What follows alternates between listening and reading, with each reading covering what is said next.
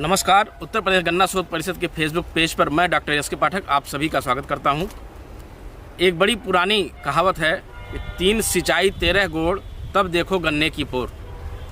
तो ये जो कहावत है ये है तो बड़ी पुरानी, लेकिन अगर हम गन्ने में गुड़ाई की बात करें और सिंचाई की बात करें तो ये काफ़ी हद तक ये कहावत चरितार्थ होती है। किसान भाइयों, ये समय जो है गन्ने में गुड़ाई का है, गन्ने में सिंचाई का है। कई किसान भाइयों के हमारे पास फ़ोन आते हैं कि साहब हमारे गन्ने में ब्यात नहीं हो रही है, टिलरिंग नहीं हो रही है। टिलरिंग के लिए जो सबसे अच्छा वातावरण है वो ये है कि वातावरण में तापमान जो होना चाहिए, टेम्परेचर जो होना चाहिए, हाई होना चाहिए, उच्च होना चाहिए। जैसा कि इस समय चल रहा है 35 डिग्री, 36 डिग्री, 38 डिग्री तक टेम्परेचर चल रहा है। तो वातावरण में उच्च तापमान होना चाहिए, लेकिन मृदा में नमी होनी चाहिए, जो हमारे ब्यात को और बढ़ाता है, टिलरिंग को बढ़ाता है। ये सबसे अच्छा बेस्ट यही है, ये वातावरणीय परिस्थिति जो है ये सबसे बेस्ट है। किसान भाइयों के दिमाग में ये होता है कि कोई केमिकल बता दीजिए, हम उसको डाल दें और फुटाव होने लगे, ब्यात होने लगे। लेकिन आप जब भी गन्ने की सिंचाई करें तो उसके बाद गन्ने की गुड़ाई अवश्य करें। आज हम पूरी चर्चा हमारी इसी पर रहेगी, गुड़ाई की, कि किस विधि से आप गन्ने की बुआई किए हैं, उस विधि में हम किस तरीके से गुड़ाई करें। अगर ट्रेंच में आपने बुआई किया है तो ट्रेंच की गुड़ाई कैसे करें, अगर पेयर ड्रो में आपने किया है तो पेयर ड्रो की गुड़ाई कैसे करेंगे, सभी पे हम विस्तार से चर्चा करेंगे। अगर मैनुअल गुड़ाई की बात करें तो मैनुअल अगर हमारा गुड़ाई करना है तो किस तरीके से मैनुअल गुड़ाई करेंगे। तो आज की चर्चा हमारी पूरी इसी पर रहेगी। किसान भाइयों, आप ये देख रहे हैं कि ये किस तरीके से इसमें गन्ने में ब्यात हुई है, आपके सामने ये फसल है, देखिए।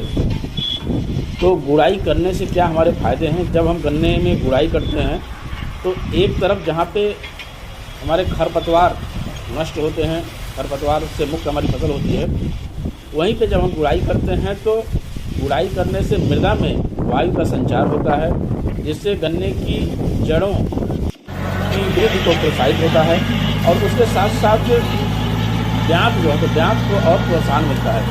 ये देखिए, जो आप गन्ने की गुड़ाई हो रही है 2.25 फीट और 4.5 फीट की दूरी पे गन्ने की बुआई हुई है। जो ये 2.25 फीट है, इसमें 2.25 फीट के बीच में मिनी ट्रैक्टर, जो छोटा वाला ट्रैक्टर है, बीच में एक पहिया चल रहा है और एक पहिया दूसरे किनारे चल रहा है। तो ये बीच में भी गुड़ाई कर रहा है और उसके किनारे भी ये गुड़ाई कर रहा है। आप देखिए, आपके सामने ही है, तो ये गुड़ाई हो रही है। और सिंचाई के बाद जैसे ही ओट आवे उसकी गुड़ाई बहुत ही ज़रूरी है। आप देख रहे हैं कितनी नमी, इसमें पर्याप्त नमी है। अब आगे मिनी ट्रैक्टर जब एक तरफ से ये गया, फिर दूसरी तरफ से जब घूम के आता है तो दूसरे तरफ जो लाइन है उसमें आप देखिए कि एक पहिया बीच में चलता है, फिर दूसरी तरफ दूसरी तरफ, इस तरीके से दोनों तरफ गुड़ाई बड़े आराम से हो जाती है। और ये जो आप देख रहे हैं मिनी ट्रैक्टर, इसके अगर दोनों पहियों की बात करें तो ये दोनों पहियों के बीच की जो दूरी है, अगर बाहरी हिस्से में पहिए को लेते हैं, पीछे वाले दोनों पहियों की, तो 36 इंच इसकी चौड़ाई है। इसकी बड़े आराम से हमारी जो 4 फीट की दूरी है उसमें बड़े आराम से मिनी ट्रैक्टर चल जाता है। गन्ने की 2 लाइनों के बीच में भी चल जाएगा और गन्ने की जो 2 पेयर है उन दोनों पेयर के बीच में जो ये 4.5 फीट की दूरी है, इसमें भी ये बड़े आराम से चल जाता है। तो गुड़ाई बहुत ही आवश्यक है इस समय। अगर हम बात करें गन्ने में ब्यात के लिए, टिलरिंग के लिए अगर हम बात करें तो गुड़ाई बहुत ही आवश्यक है।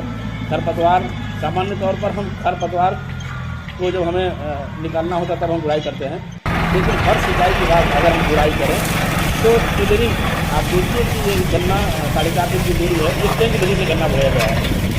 ये जो गन्ना है, जो ट्रैक्टर चल रहा है, ये 5 फाल वाला ट्रैक्टर है और 5 फाल वाले ट्रैक्टर की पूरी चौड़ाई जो है ये 41 इंच पीछे से है। तो 4 फीट की दूरी अगर आपके गन्ने में है, बड़े आराम से मिनी ट्रैक्टर चल जा रहा है। आप देखिए, ये गुड़ाई कर रहा है बड़े आराम से, ट्रेंच विधि से ये गन्ना बोया हुआ है।